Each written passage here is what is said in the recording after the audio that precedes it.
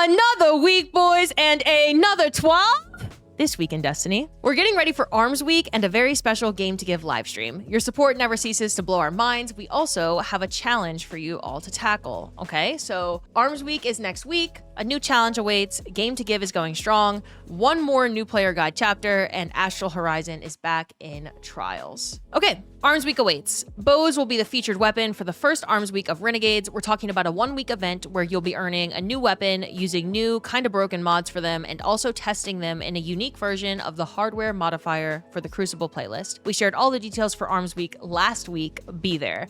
That's our TWAB summary. The TWAB summary for Arms Week this week is go look at our TWAB from last week. A challenge from the Dark Age. Guardians, prepare for our next community challenge, the Dark Age Hunt. It's time to go back to old weapons, no fancy blasters allowed for this one. Choose your favorite bow, glaive, and sword to prove yourselves in exchange for a unique reward, the amazing emblem you can see below. This emblem is pretty fire. Actually, do y'all like this emblem? How are we feeling about this emblem? It is literally fire. Okay, that's true. It is literally fire. There are some pretty cool Game to Give emblems available. I'm sure they'll go over it, but there are a lot of cool emblems you can get this month. I think this emblem is pretty cool. The goal is simple. Similar to the medieval version of the hardware modifier we have planned for the Crucible during Arms Week, we want you all to take that loadout concept into Warlord's Ruin. Okay, that's my favorite dungeon. You may remember there's a fancy triumph for this dungeon called Cut with Dark Age Steel, O Vengeance Mine that asks exactly for that. And you're right, this is exactly what this challenge is about. The difference is you must do it all by yourself because the Dark Age was dangerous and lonely like that. Here's a rundown of the rules. Starting January 27th at reset till February 3rd before reset, you complete Warlord's Ruin solo using only bows, glaives, and swords. You can swap between different bows, glaives, and swords, even in different slots. Dungeon must be completed in one go without going to orbit. Flawless completion not required. So just a solo, not a solo flawless. Then you can use your abilities, and you can use swords with eager edge, and you can skate. So the movement tech is allowed. What's not allowed is any weapon other than a bow, glaive, or sword, going out of bounds, skipping encounters or traversal sections. So our speed runners and our in-game PvE, solo flawless, raiders, they're gonna be speeding through this one. I know it. Crossbow? Does the crossbow count as a bow? I don't know. What is it classified as? No Praxic Blade? I thought the Praxic Blade counted as a sword. Crossbows count as bows and Praxic Blade counts as a sword, right? So you should be able to use your heavy crossbows. And then the Praxic Blade is also a sword. And I mean, with these artifact mods, the current state of the game, I think it's no surprise to anyone, the Praxic Blade is going to be a really good option for this dungeon. It says use any bows, glaives, or swords. You could go Praxic Blade, crossbow, and then another sword. Do you have to use a glaive? Do you have to use a bow? Could you use all swords? I think you can, as long as you're using these three, you should be able to use any combination of them. We know Cross is going to go in with a glaive. Let's be real. Cross is a glaive lover, but I don't know that you have to go in with a glaive. Cross will definitely go in with one. I'm interested to see what build he chooses for this. I know he'll be excited about this, but I am also going to be hopping into this. I know it doesn't make up for nothing burgers. I know that not everyone is going to be happy with not hearing certain news that they want to hear in these TWABs, but I do think it's cool that they're doing something like this. So we'll be tracking completions internally, so you don't have to submit your Bungie IDs for this one, but instead, maybe you can record and share your successful runs with us on social media using hashtag Dark Age Hunt, and we'll also reward you with the Movie of the Week emblem. You have a few days to prepare your strategies and then one whole week to complete the challenge. Good luck. Okay. Sword for final boss? Really? My recommendation would be a crossbow, probably, for the bosses in this fight, or in this dungeon. You could use Leviathans, or you could use any of the new crossbows. I think that the exotic crossbow from Equilibrium dungeon is meh.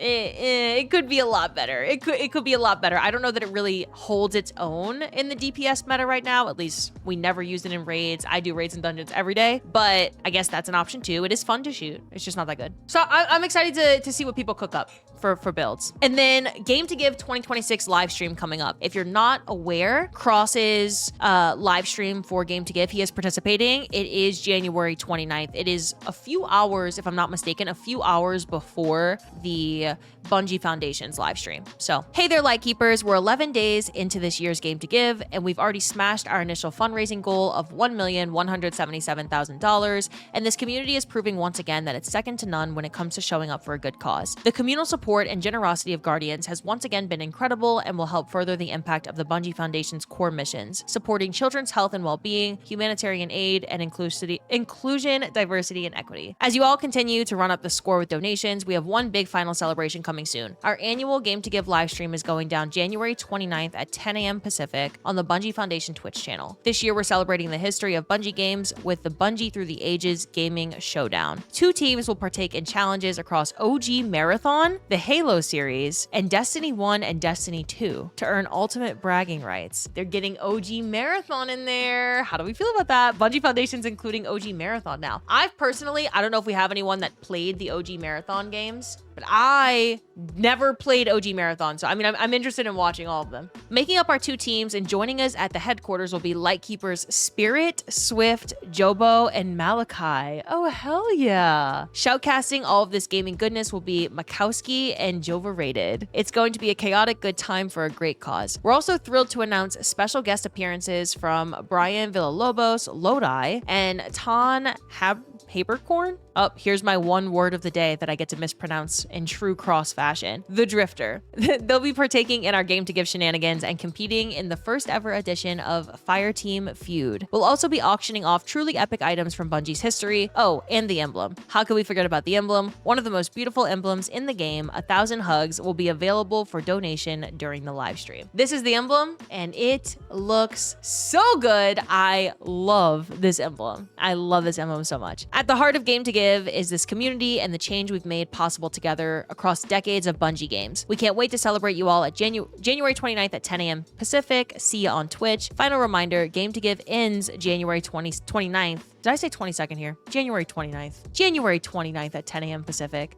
Game to Give ends January 29th at 11:59 p.m. Pacific. Make your donation before the deadline to unlock exclusive incentives and help support kids and communities in need. Another addition to the new player guide. As we've been doing in the last few weeks, we've added one more section to your growing new player guide. This chapter is focused on a place we all know and love, the Tower. I haven't kept up with the new player guides. I know they are in the process of updating all of them, so we've got a new edition. I don't know that any new players are going to be watching TWABs yet, any baby Guardians, but it's never a bad thing for a game to be updating their new player experience. I just have no idea how impactful this is right now, considering everything we're waiting on. What do we have for Trials tomorrow? We have Trials of Osiris ready to go tomorrow with a fan favorite map and a great weapon. Get ready to fight for your life on Jav 4 as you complete your armor set and earn more rolls of the recently reprised Astral Horizon kinetic shotgun. Make Same 14 proud.